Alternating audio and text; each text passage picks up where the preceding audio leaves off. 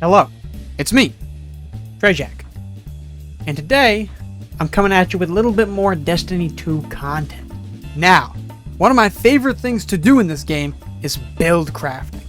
The combination of exotic armor pieces, exotic weaponry, and most importantly, armor mods make for such a unique and diverse build system that I just love to sink my teeth into. With the release of the new Season of Plunder, two very interesting pieces of exotic gear have been added to the game. One weapon, and one helmet, specifically for the Warlock.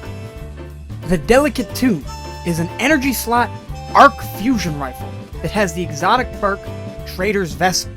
Fires a wide horizontal spread when shot from the hip.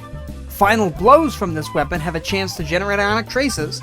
Powerful foes and opposing guardians always generate ionic traces. This weapon also comes with the exotic weapon perk, Tempest Cascade. Collecting an ionic trace overcharges this weapon's next shot, jolting targets on hit. Jolt is a new keyword that was added with the Arc 3.0 update, causing the target to become charged with destructive arc light, and when they take additional damage, they chain lightning to nearby enemies. The Fallen Sunstar is an exotic helmet for the Warlock with the exotic perk Ionic Conductor. Ionic traces you create move faster and grant you additional ability energy.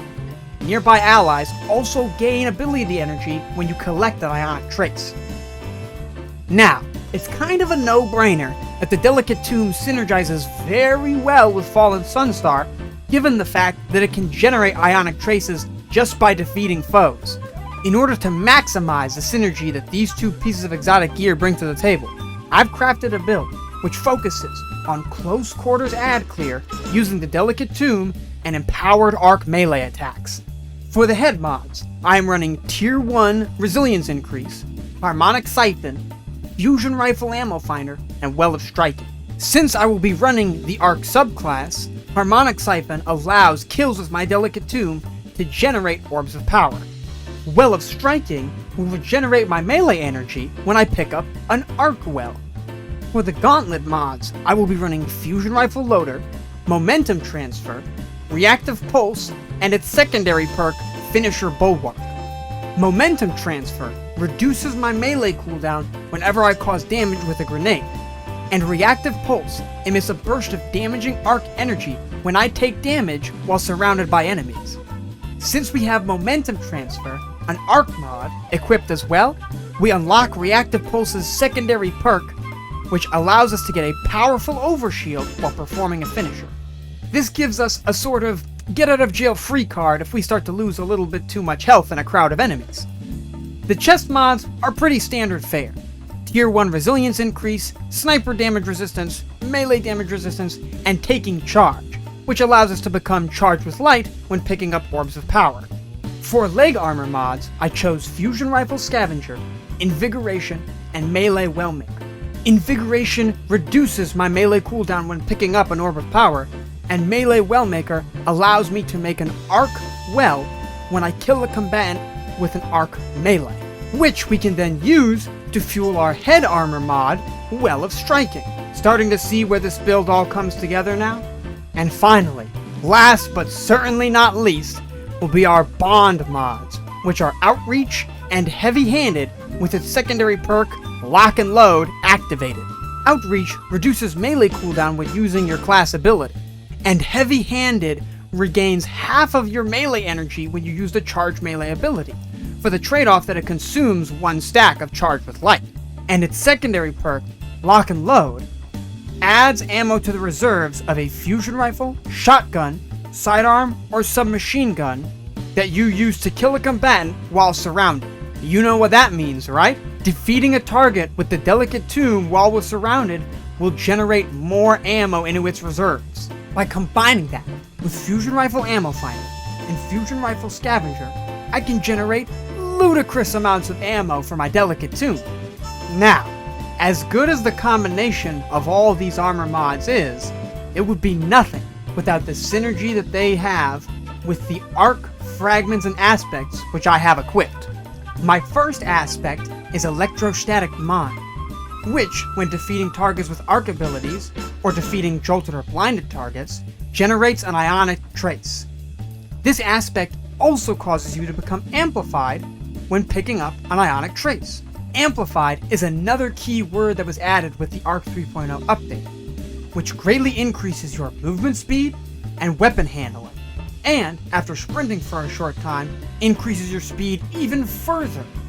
My second aspect is the Arc Soul, which, when casting my Rift, creates an Arc Soul which fires at targets in front of me. If I'm amplified, these Arc Souls are supercharged and gain an increased fire rate.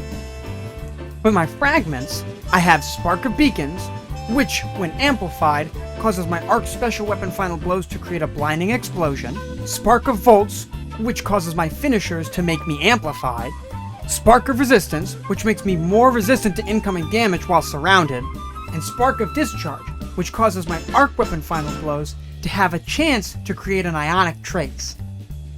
Whoa, that was a lot of information to take in. Let me give you the spark notes for this shockingly good build. The goal with this build is to constantly be clearing adds with the Delicate Tomb and with your Arc-empowered melee.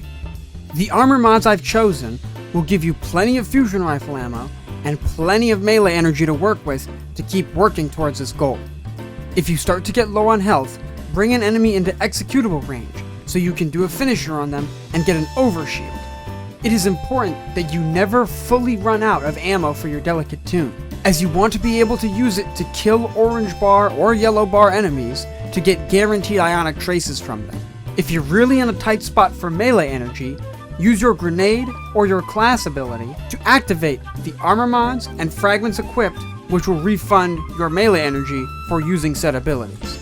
You can run whichever super you like, but personally, I prefer Chaos Reach. Make sure that you have a primary weapon which will cover your weakness in long-range combat. It's also important to have a very powerful heavy weapon, as, admittedly, one of this build's weaknesses is boss damage. Not to be biased, but I can personally vouch for the success of this build. During Season of Plunder, I have used it both in casual and hardcore endgame content, such as dungeons and raids. If you enjoyed this video, make sure to leave a like and subscribe. And while you're at it, put a comment down below, giving me your feedback on the build, or maybe even the video itself. Anyways, that's all from me. Jack, signing off.